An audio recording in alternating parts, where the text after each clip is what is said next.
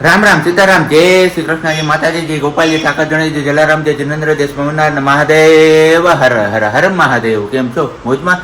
તો વાંધો નહીં બાપલીએ મોજમાં રહેવાનું. વાગ્યા છે 7:10 વાર છે અને આજે થોડુંક આપણે થઈ ગયું છે લેટ, કારણ કે બેડરૂમની જે ઘડિયાળ છે ને એ બંધ પડી ગઈ હતી ને રાત્રે આપણી નીંદર ઉડી હતી, પણ ઘડિયાળમાં જોયું ને ત્યાં તો હજી કીધું હાલો આટલા જ વાગ્યા છે, હજી સુઈ જાય, હજી તો ઘણો ટાઈમ છે. અને પછી સવારે મોડી થોડીક ઊંઘ ખુલી ને પછી મોબાઈલમાં જોયું ને ત્યારે ખબર પડી લે 8 તો 6:30 જેવો સમય થઈ ગયો છે. તો નાહી ધોઈને ફટાફટ આપણે ફ્રેશ થઈ ગયા છીએ અને હજી દીવાબત્તી ને એ બધું કરવાનું બાકી છે. તો કીધું ચલો હવે ફટાફટ આપણે તમારી સાથે પહેલા રૂબરૂ થઈ જાય, પછી દીવાબત્તી કરી લઈએ ને પછી ચા પાણી ને એ બધું પી લઈએ અને પછી પાછા મળીશું આપણે. ગઈકાલના વિડીયોમાં ઘણી બધી તમારી કમેન્ટ છે, એટલે કે ઇન્ક્વાયરી છે, તો ઇન્ક્વાયરી શું છે ને એ બધું જણાવવા માટે તો પહેલા ફટાફટ આપણે દીવાબત્તી કરી લઈએ, ભગવાનજીને મનાવી લઈએ અને પછી મળીએ છીએ.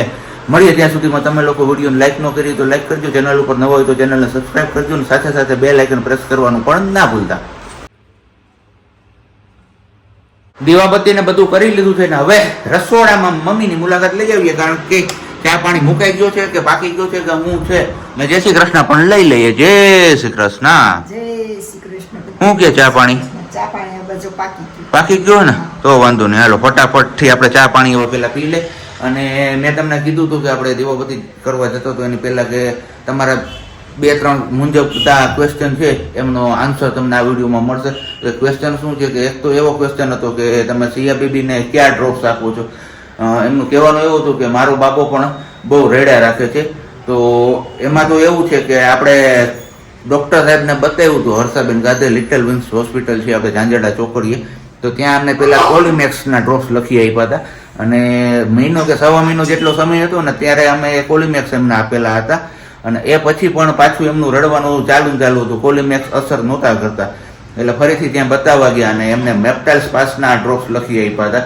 એટલે આમ તમે તમારી રીતે ડાયરેક્ટ ના લઈ શકો, મારું માનો તો તમારે પેલા તમારા પીડિયાટ્રિશિયન હોય એમની સલાહ લેવી જોઈએ અને એ જે સલાહ મુજબ લખી આપે ને એ ડ્રોપ્સ બાળકોને આપવા જોઈએ.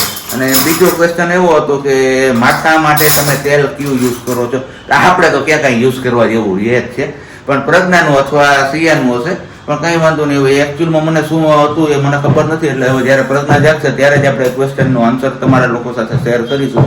પણ આપણે હવે પેલા ફટાફટ ચા પાણી ને બધું પી લઈએ, કારણ કે ઓલરેડી મોડું જ થતું જાય છે.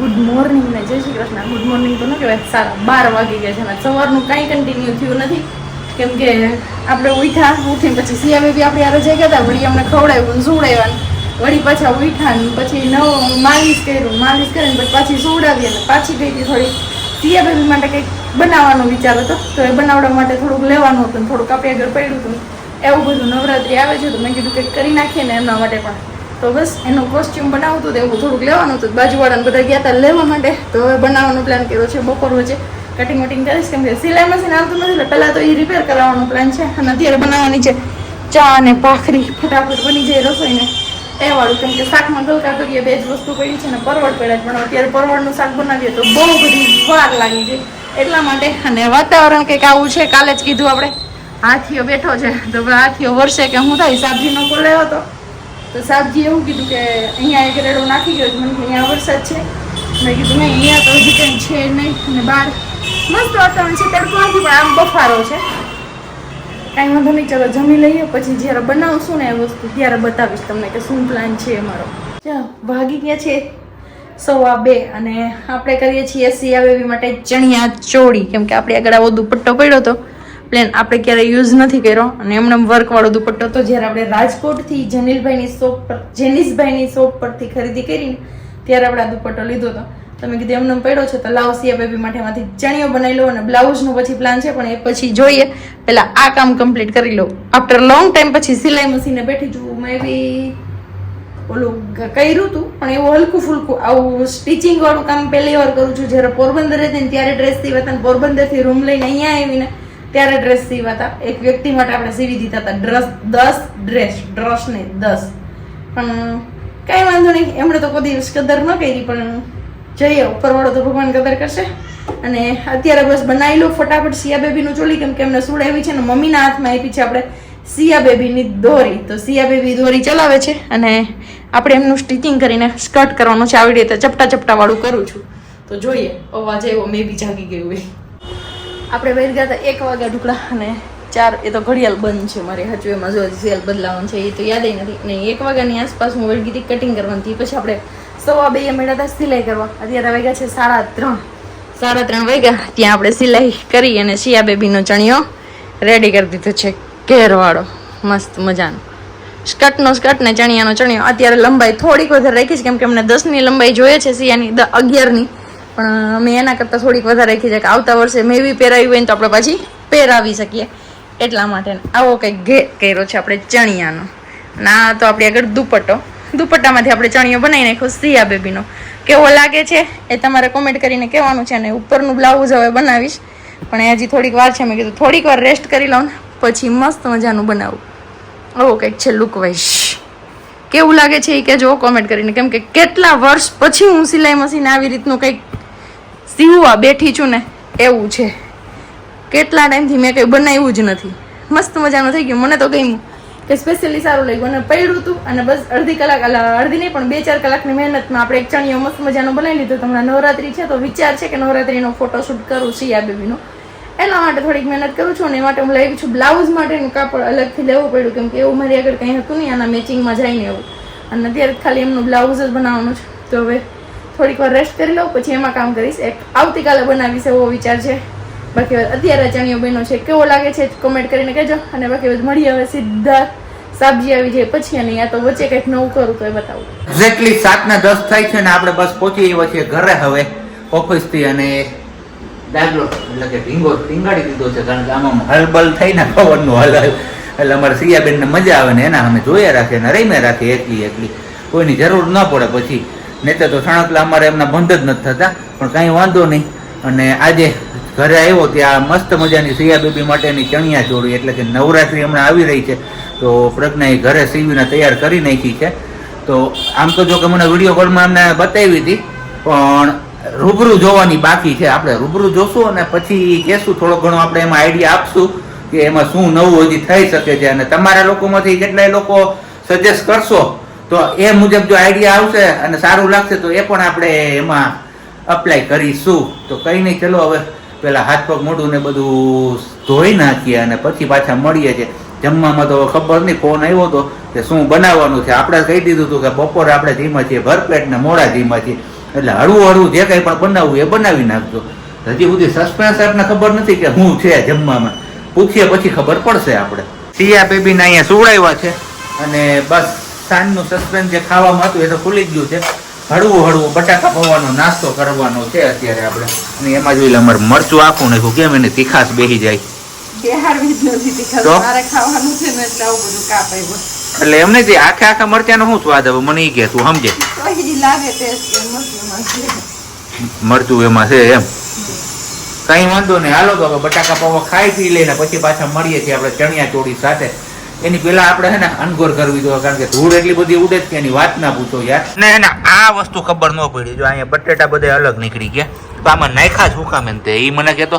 મારે ખાવાનું તો પણ મારા બટેકું ન ખવાય એટલે હું બટેકું કાઢ નાખું છું. આપણે તો વઘારવામાં જ ન નખાય યાર. તો પછી બટેકા પાવ તો નકરા પાવ ઉઘરીને તમે ખાઈ લે. હા મારા હાટુથી બટેકા નાખવા પડ્યા. પણ તારે અલગ વઘારાય આવી મહેનત થોડી કરાય જોજી. મારા કરતી તમારે કેમ મહેનત કરવી એવું છે તો હજી સિયા ની બોલાવી લે. હાલ સિયા હાલ તું મહેનત કરવા લે તાર મમ્મી ના. ઘણી વાર શાંતિથી રહેશે તો રહેવા દે તો હું હા હું કામ નહીં તો એની મહેનતમાં બસ મારી મહેનત માથે પડશે. કાઈ નો જોઈ લે સિયા આવું કે છે જો આવું કે તને હા ચલો આવી જાઓ વારું પાણી કરવા માટે. આપણા માટે નાસ્તો છે આપણે ઓલરેડી જમી લીધું છે પણ બીજો રાઉન્ડ છે. હોટલનું ખાઈએ ને એટલે પેટમાં હક જ ન થાય. ડબો જ લાગે પેટને આમ ખાધું હોય ને પૈસું ના હોય એવું જ લાગે રાખે. તો હવે કીધું ચલો કાંઈ નહીં નાહી ધોઈને ફ્રેશ થઈ ગયા છે ને તો આપણે હવે સોડા લેતા આવીએ ને લીંબુવાળી સોડા ઘરે પી નાખીએ તો કંઈક જો પેટ હળવું પડે તો. અને બાકી તો હવે સોડા લઈને આવીએ પછી આપણે પેલી ચણિયા ચોળીનું જે કંઈ પણ વાતો કરી છે એ શેર કરીશું તમારા લોકો સાથે. બાકી અમારે શેરીમાં જો અત્યારે કંઈક આવી રોનક છે બેકગ્રાઉન્ડમાં દેખાતી હશે. આપણો સોડા પીવાનો કાર્યક્રમ તો થઈ ગયો છે પૂરો હવે.